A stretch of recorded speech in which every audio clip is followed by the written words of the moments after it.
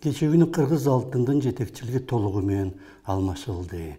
Аны башкарууга мындан 3 эле ай мурда кыргыз көмүрдү жетектөөгө дайындалган адам келди. Бирок ал алтынды башкарууга даярдалган. Анткени мындан 2,5 апта мурда Афинаж заводунун директорунун ордун басарлыгына дайындалган.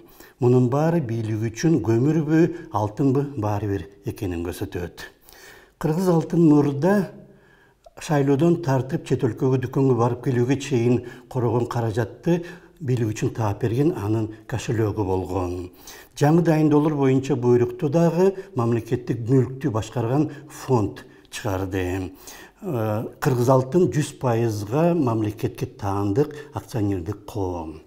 Эгер ал жөн эле мамлекеттик иш кандай болгондо, анын иши өкмөт үчүн толугу менен ачык болмок. Бирок акционердик коомдордун эрежелери такыр башка. Мисалы үчүн 5-каналдагы 100%га мамлекетке таандык акционердик коом, бирок анын өзүнүн жетекчилиги бир кезде каналдын бюджетинен чыгарылып кеткен 80 миллион сом кайда экенин эмгиче таба албайт.